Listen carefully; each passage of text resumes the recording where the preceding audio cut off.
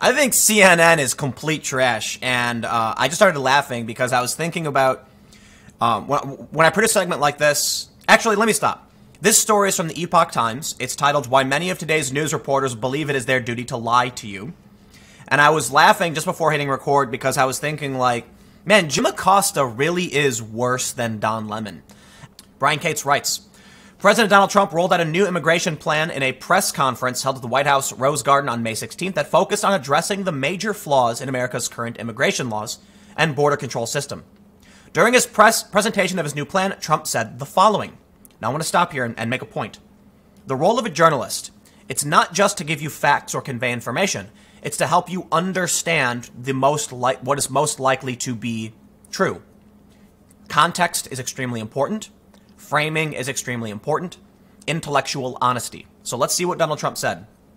Trump is quoted as saying, "We must also restore the integrity of our broken asylum system. Our nation has a proud history of affording protection to those fleeing government persecutions. Unfortunately, legitimate asylum seekers are being displaced by those lodging frivolous claims.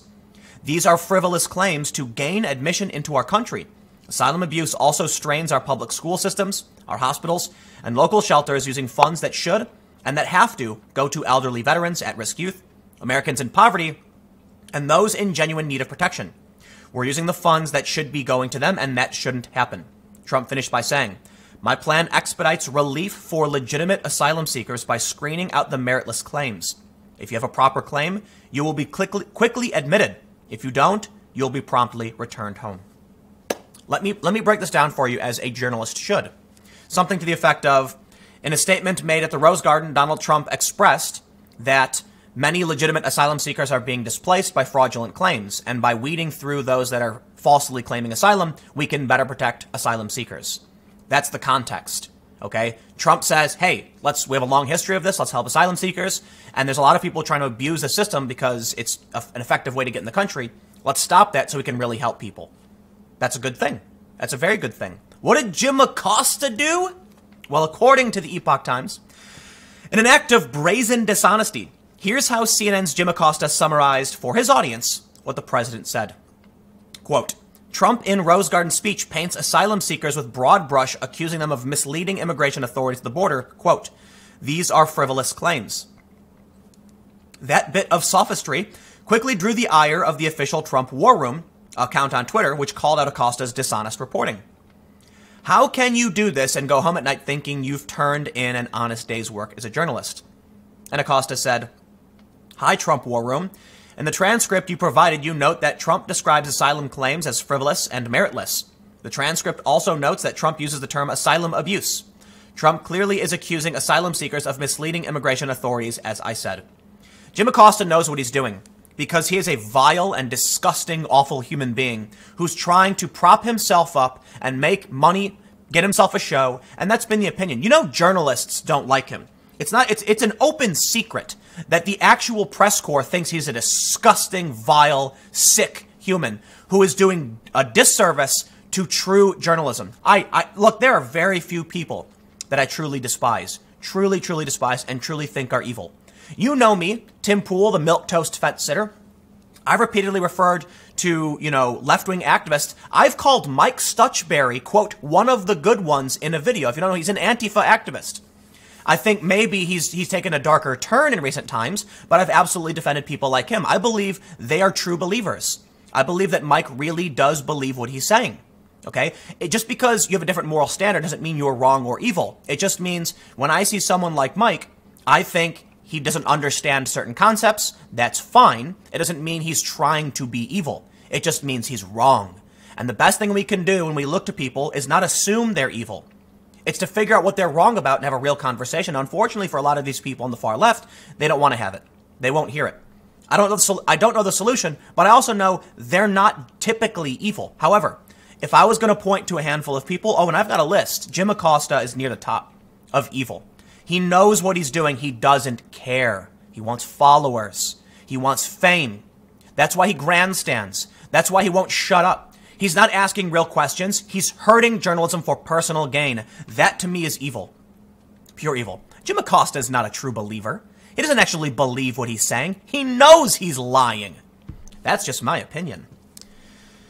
Now, back to the Epoch Times, now most people who saw what Acosta did here will wonder how he thinks he has any integrity whatsoever as a journalist after engaging in this kind of absurd behavior. Brian, I believe this is Brian, right? Yeah. Brian Cates adds, I happen to know quite well how people in the DNC media complex like Jim Acosta can do this kind of thing every single day and actually think of themselves as being heroic for doing so. He says, let's go back to 2008 for a minute. The Associated Press's Washington bureau chief Ron Fournier introduced the concept of accountability journalism publicly back in 2008, which gives reporters a license to go beyond just reporting the facts of a news story in a neutral and objective manner to instead begin putting their thumbs on the scale and start pressing down hard to ensure a desired politicized outcome is clearly seen in the reporting. It gives them a duty to shape the story toward political outcomes. Fournier basically endorsed the idea that journalists need to stop seeing themselves as neutral relators of facts and begin shaping narratives for the public in order to hold the powerful accountable. No. Pundits do that. Political commentators do that. Activists do that. Not journalists. Now, you can be both. You can be a journalist and an activist, but you have to know when to separate the two, and it depends on what your activism is about. I know many people who are far-left activists that I would absolutely call honest journalists. The issue is they only focus on issues pertaining to their subject matter that they advocate for. And I fall into a very similar category. Jim stands up on a grandstand and pushes for something without actually doing journalism. So here's the thing. Can we call Jim Acosta a journalist? The answer is a resounding no. Accountability journalism does not exist. You know why? It should be called accountability sophistry. Manipulating facts to manipulate people into your desired political outcome. That's not journalism. Journalism is relaying facts and trying to frame them as honestly as possible. Now, it's true, I'm wrong often. I don't know everything. So when I do a video, be it this one or even any video on my main channel, that's my research. That's what I found and what I truly believe to be true. I can say the same for many people on the far left. They focus on research. They do the same thing. I try my best to break through barriers. I browse anarchist subreddits, far left subreddits, as well as right-wing ones and places like 4chan, so that I can actually try and see where are people's mindsets in this country. You do have a lot of people who believe they're honest and put out fake information. It's just a part, of journalism. People aren't always 100% correct. Jim Acosta, on the other hand, grandstands, stands up, shouts, argues with the president, doesn't actually ask any substantive questions, just tries to get into fights, and then lies on Twitter. There you go. Brian writes, in our modern age, such quaint notions as journalistic objectivity and neutrality have been utterly dispensed with. What was once considered ethical malpractice in journalism is now expected and even encouraged in many newsrooms. You can read more here about the entire accountability journalism philosophy and how some media outlets immediately embraced it while others quickly questioned it. So let me go back and stress on my work, right? I think in accountability journalism, it's probably fair to say can exist to a certain extent in that you can focus on the problems of a certain group or individual without putting your thumb on the scale necessarily. When I make videos on my main channel, I try to make sure all of my sources are credible. I use various fact-checking organizations to make sure the sources I'm using are fair and accurate. And it is still somewhat an analysis and opinion video. But when it comes to what we're doing with Subverse, it is entirely just regular journalism. I don't tell you what, like often when we record these videos for Subverse, so admittedly, most of the work is being done by someone else in terms of research and fact-checking and script writing. I do this. I read those stories, and I'm sitting there looking at the story like, I have to say something about this. We don't. We leave out, 99.99% of opinion. Sometimes there's some stuff in there. It's just a normal part of, news. We try to make sure it's not in there. But that's called journalism. That you might personally disagree or need to say something about the dangers or the problem of, and you don't. We've done a bunch of stories on global warming. We stick to the facts and expert opinions. And I disagree with some of it politically, and I think, there's certain issues, but it's the expert's opinion, not mine. We report the facts. That's journalism. Is CNN doing that? Please. They target people for suspension. They reach out to Facebook and try and get people banned who don't even break the rules, and it's Mafic Media. They did this. CNN did this.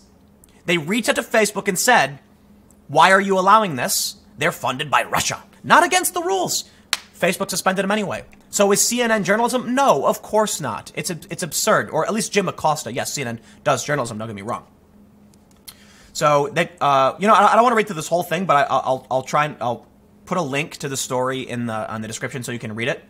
But basically, there's a really important point to be brought up, is that in today's landscape for media, they can't just tell you the facts because the facts are simple.